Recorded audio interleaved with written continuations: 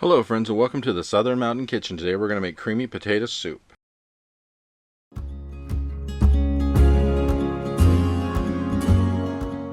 So everything you see on my counter is what we're going to use to make this. Now, mind you, this version of potato soup comes with carrots and some celery, and we mix in even some onion and garlic and everything else. So it's going to have a little bit of a difference of whether you were just making straight up potato soup. But this has such an amazing taste, and I think you're really going to like this. So just bear with me on this, because this will actually be pretty good if you decide to make it. So what we're going to do is we're going to start by cutting up our vegetables. Now we have here at least, I'd say, the equivalent of 6 large potatoes, but there's a bunch of medium in mine. So that's why I went ahead and did more. So really what you're looking for is 6 large potatoes worth, or possibly more if you want, because I think that this is just better when you throw in even more potatoes. So it is what it is. So we're going to take these potatoes and cut them into small pieces. Don't want anything large, because remember, this is going to go onto a spoon when you're eating it, but there's also other things in the soup, and we want to make sure that we just basically get everything in there. So if you're eating it with a spoon, you don't want a jumbo piece of potato.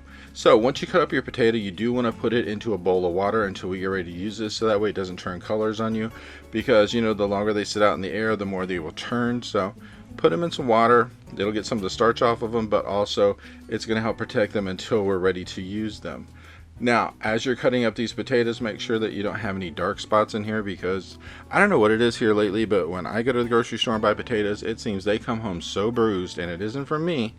And I'm like, no. If I pay a good price for the potatoes, I don't want them beaten up before I get them. But it is what it is. So go ahead and keep cutting up your potatoes until you get them done.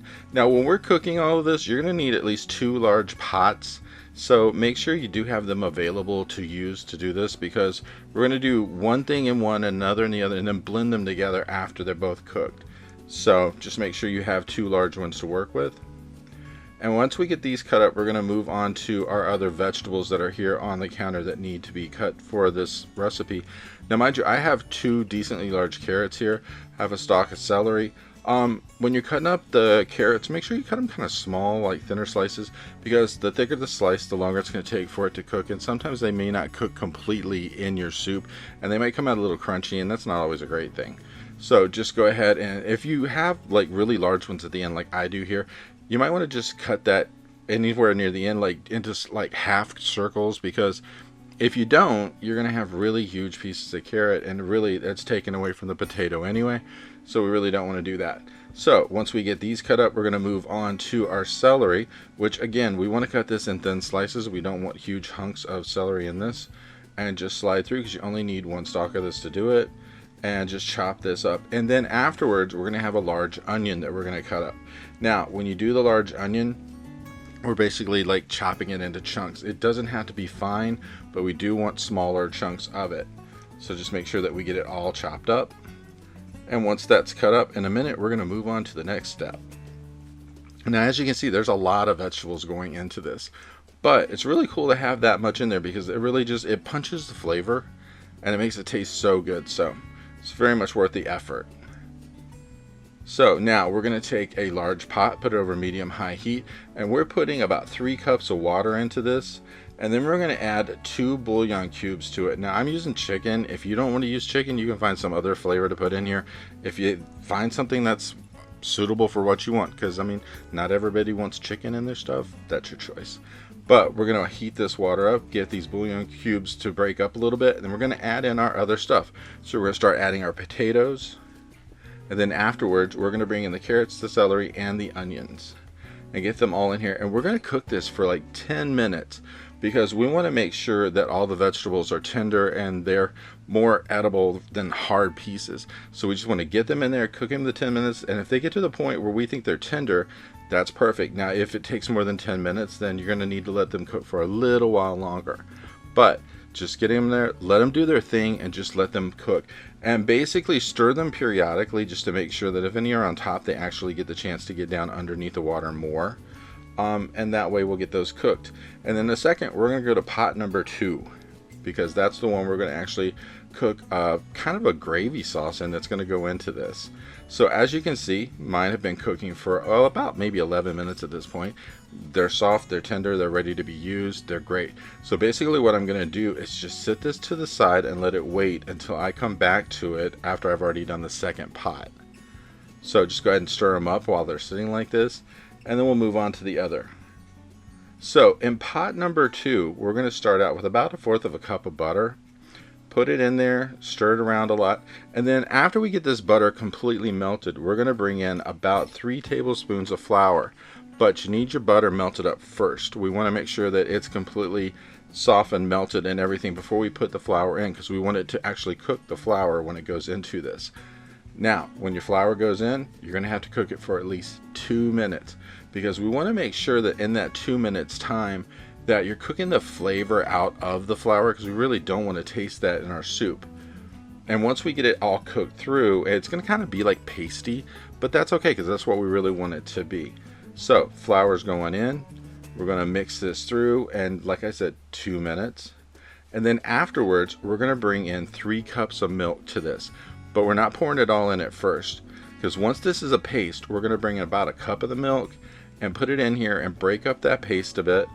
And then afterwards, we'll bring in the other 2 cups of milk following this. But we just want to break up any of these lumps that are here. And slotted spoon is your friend at this time, so go ahead and use it. But we just want to like break this up, make sure that everything is mixed through really well. And as you get doing this and the temperature comes up in this, it's actually going to break up pretty easily, so it won't take that long to do. So you're talking a few minutes here to get this completely the way you want it. And then once it does break up, then we're going to bring in, like I said, the other 2 cups of milk that were still in the container I had before this. And then afterwards, we will be seasoning this. So once the rest of the milk is in, stir it. And we want to cook this until it thickens. So that's the whole purpose of this. But along the way, we will add in salt and pepper to season what's in here. So we're going to use about 1 teaspoon of salt and 1/2 teaspoon of pepper just to give this some flavor. So just go ahead and sprinkle that over the top and then just start stirring it. And like I said, we're going to cook till it thickens. And this is going to take a couple of minutes to happen. But as you keep stirring it, and you do need to stir it the whole time or else it might burn on the bottom, just go ahead and you'll feel it start to thicken. And then when it gets to a point where it's very much thickened like a gravy, you know you've gotten to the right point of this. And then once this is completely thickened up, we're going to pour this into the original pot that had all the vegetables and the water in it. So just keep stirring and let this heat up. And as you can see, mine is already thickened up because it's been probably about 5-6 minutes at this point. And this way, this is all thickened and ready to go. So pour it into the original pot. And once it's in there, we want to mix it through to get it completely combined with what was originally there with the water and the vegetables and all that. And then once it's all mixed up, then we're going to go ahead and add some extra seasonings to this in just a minute. But we do want to stir it up and make sure this is completely through before we add the other seasonings too. So go ahead and stir this. And once you get it completely mixed through, you're going to add 1 tablespoon of dried parsley and 1/4 teaspoon of dried thyme. And those go in at the very last minute. So once you get this stirred up and you're ready to roll with this, just go ahead and add that seasoning too. And then after this is done, you're ready to serve this. Just serve it hot. You don't want this to cool down much because it has such a great flavor because it's so hot. And you have all these really great cooked vegetables in it, have such a great taste. So